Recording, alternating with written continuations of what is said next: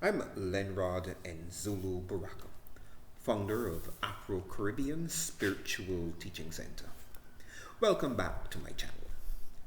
I've been away for a little while, but during the period of my absence, I was able to complete 2 more books in the Secrets Your Church Won't Tell You series.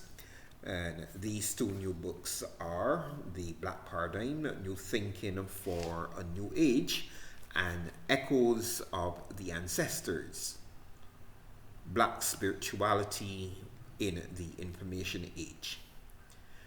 During the period I was gone, I also have been very busy writing articles which have appeared in Barbados Today, Jamaica Observer, Barnacle News in Grenada, Capital News in Ethiopia, and in modern Ghana. As a student of religion and history, I'm very intrigued by the paradigm shifts taking place in both the political and spiritual arenas. My content will therefore vary between these 2 arenas. In this new series, I am returning to a previous theme, but I will be enlarging on the theme to show how not only Seventh-day Adventists, but indeed most of Christendom, has been derailed and may in fact be caught up in the worship of the premier principality on earth referred to in the Jewish scriptures as Lucifer. My content is not for the faint of heart, but if you don't mind having your thinking challenged, then join me on this adventure of discovery.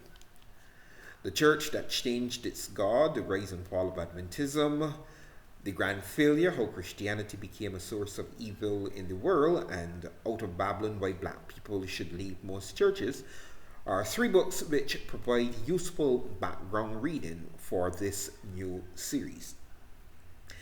The entire Secrets Your Church Won't Tell You series are available from Amazon and Kindle Store.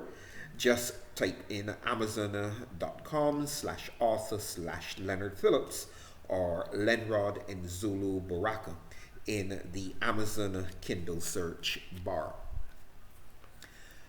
This first presentation I've entitled 2 Christianities, the Spirituality of the Christ. And the objectives of this first presentation are as follows. Number 1, I want to explore the spiritual system outlined by Jesus. Number 2, I want to highlight some of the central teachings of Jesus. And number 3, I want to demonstrate how Christianity today has deviated from some of the teachings of Jesus.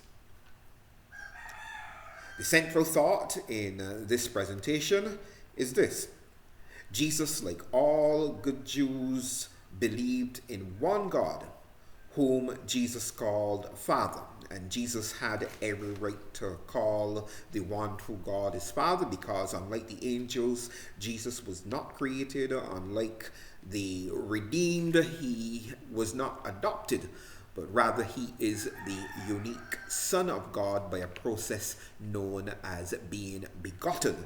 And that is something that we need to try our best to understand. Now, perhaps one of the most shocking revelations in the first 4 books of the New Testament is that Jesus, the hero of the first 4 books, and indeed of all the New Testament, had a God. Now, let that sink in for a moment. To qualify as an Orthodox Christian today, you have to subscribe to the belief in the Trinity, which states that Jesus, his Father, and a ghost combine to make up the one God of the Bible. Terms like co-eternal, co-equal, co-equal, and consubstantial are used to describe the 3 members of the Trinity, who lack nothing in essential godliness, but yet we are told that they're not 3 gods, but one God. The admission of Jesus that he, like all religious Jews who went before and after him, believed in one being called God, throws a spanner in the wheel of Christendom. Apparently, most of Christendom down through the centuries did not embrace the same God that Jesus embraced. This is perhaps one of the best kept secrets in the churches today. But there's more. Not only did Jesus have a God, but Jesus affirmed that his God, whom he called his Father, was the only true God. The million-dollar question, therefore, is if the majority of Christians, past and present, did not worship the only true God of Jesus, then who the hell were they worshiping? I will begin to answer this question shortly. So don't go away. I'll be right back.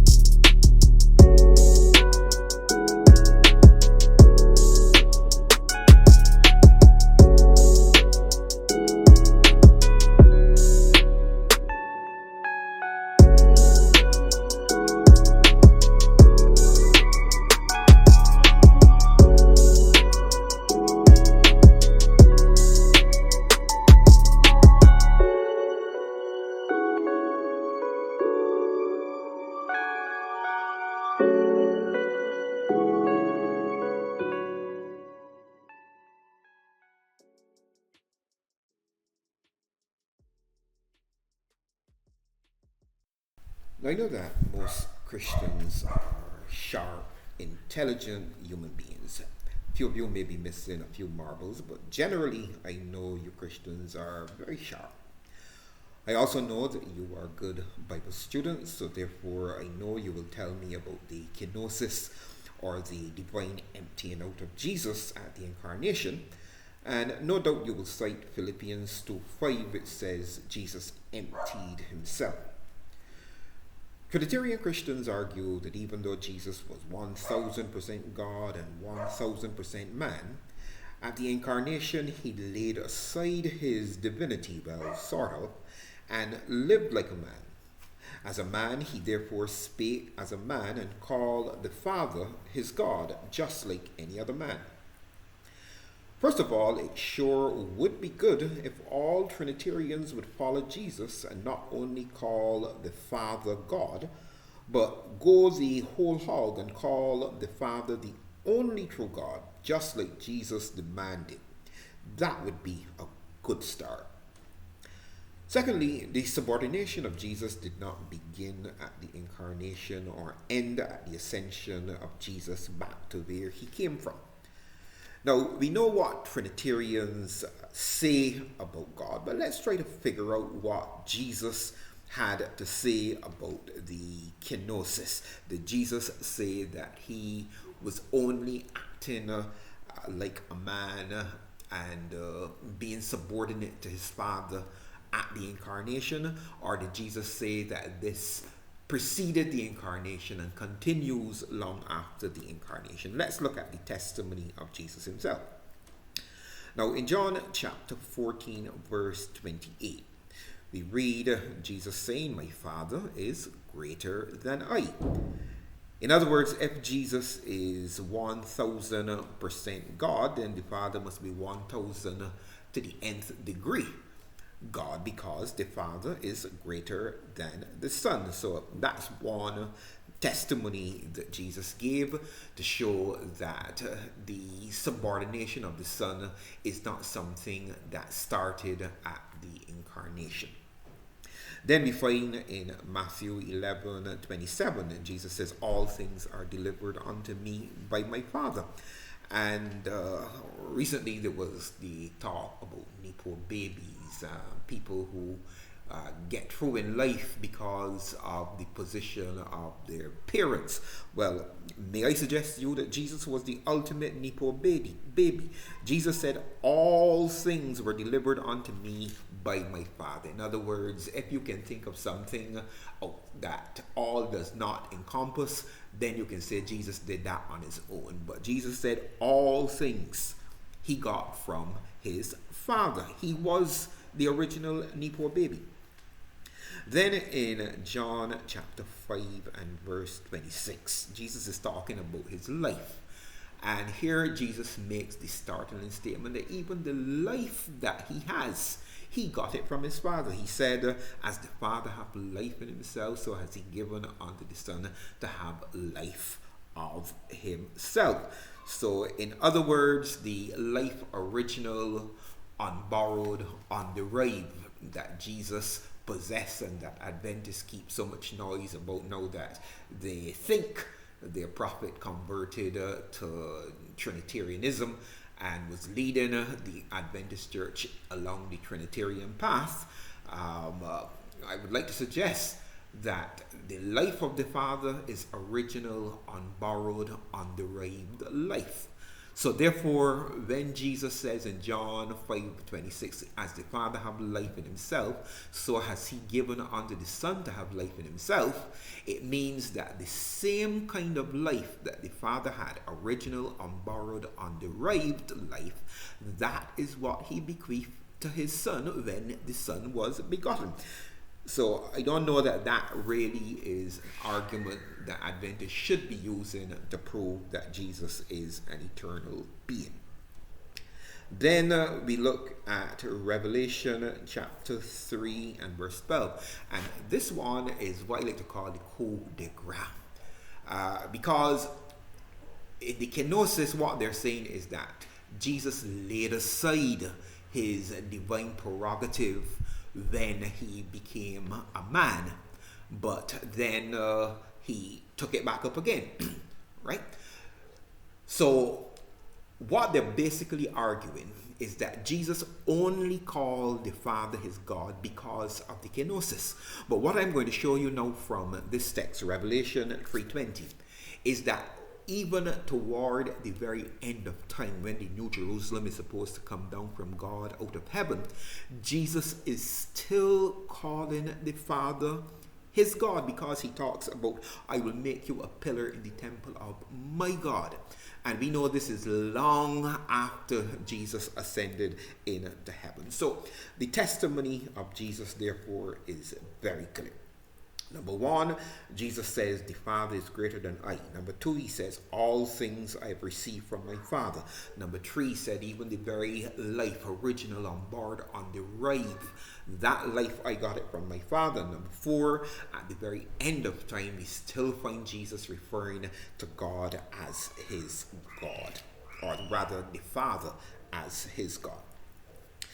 Now, this is very bad news for Trinitarians, but very good news for genuine monotheists who truly believe that the Father of the Old and New Testament is the only true God. I like to say the Trinitarian Christianity is Monotheism-Lite. It is not full-bodied, full concentrated monotheism. So the God of Jesus and the Jews of the Old and New Testament was a single personal being, and his pronouns were he and him. Sorry, ladies, but don't feel badly, because the God of the Bible said that he made man and woman, male and female, in his image. So therefore, God is in the image of both male and female. In a sense, we can say he's an androgynous being. Now, let me zero in on the central question that we are going to be dealing with in this series. If the majority of Christians are not worshiping the God of Jesus or of the faithful Jews in the Old and the New Testament, just who is the mystery God they are worshiping? Now, the Bible makes mention of an entity called Lucifer. Lucifer, contrary to popular Christian depiction, is no pinhead or Freddy Krueger. Lucifer is really a charming chap, just like the character in the TV series of the same name. He's the kind of being you would want to invite over for tea. The prophet Isaiah in chapter 14 verses 12 to 14, chapter 14 verses 12 to 14 states that Lucifer has a God fixation. In other words, Lucifer wants to be God, or at least he wants to be like Jesus, who is the splitting image of God. In 1 Corinthians chapter 10 and verse 12, Paul states that the idols of the non-Jewish, non-Christian spiritual systems were part of the principalities and powers that Paul mentions in Ephesians chapter 6. Jesus is not the only extraterrestrial that has visited the earth. There are myriads of these majestic beings all over the globe, and many of these principalities and powers were worshipped down through the ages. Even though the Jews were supposed to be strict monotheists, they deviated at times and worshipped some of the principalities and powers that were set up in the ancient world.